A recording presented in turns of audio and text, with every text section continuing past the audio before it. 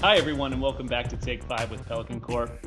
Today, I've got with me my colleague Jason Manning, Hey everyone. and our guest today is Derek Brown.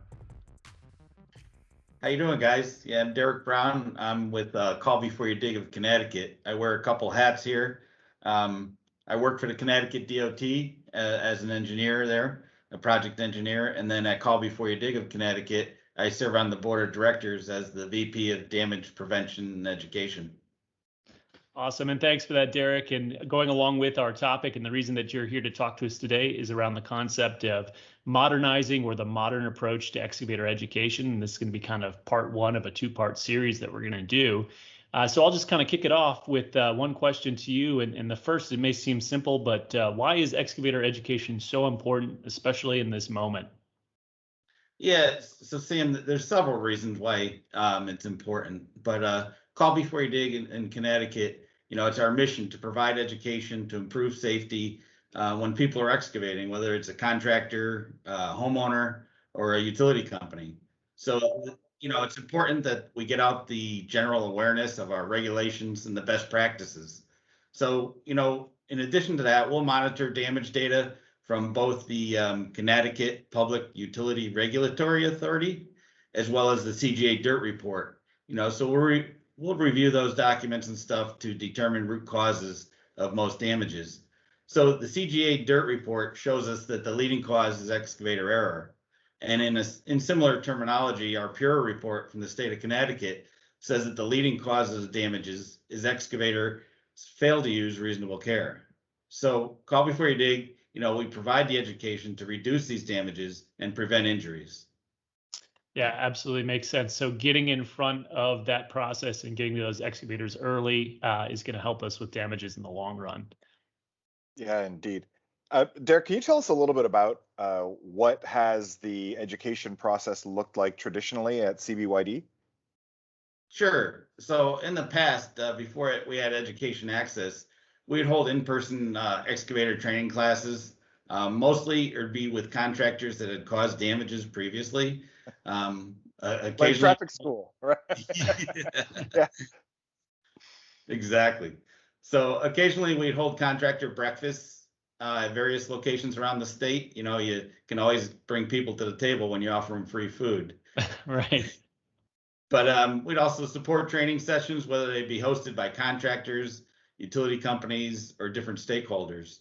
But the problem we had is, with a lack of field staff, we didn't have the representatives that could go out and provide training on a large scale.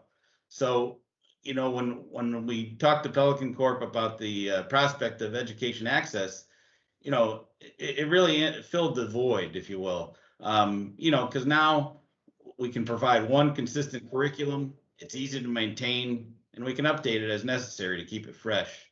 So, education access provides that convenience.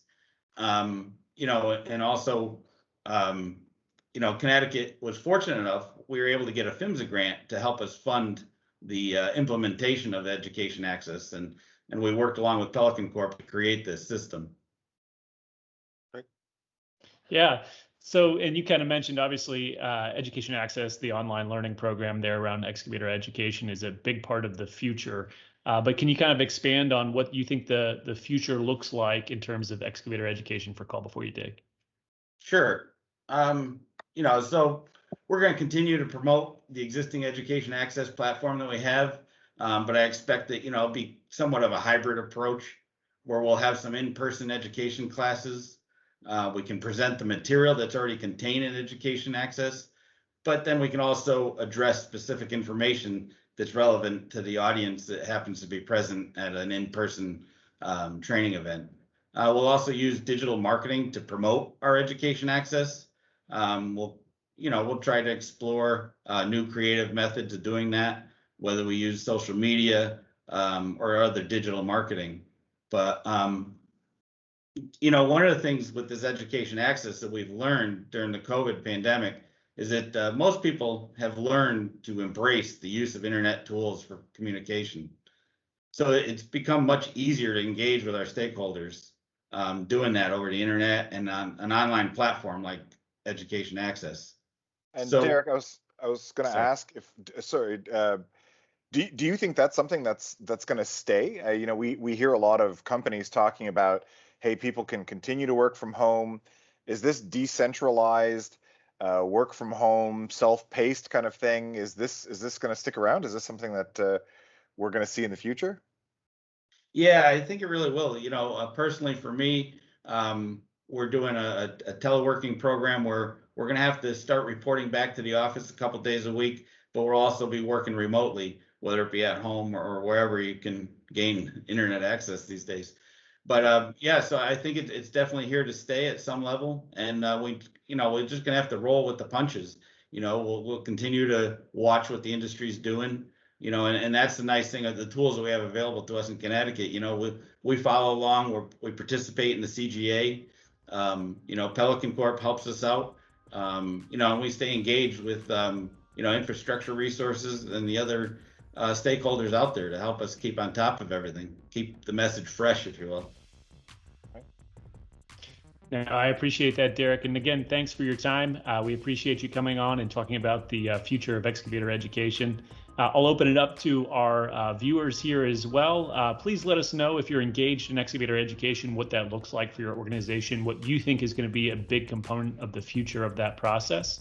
And as always, please follow our channel for more of this type of information. And we look forward to seeing you next time. Thanks, everyone. Thanks, Derek. Hey, thanks for having me.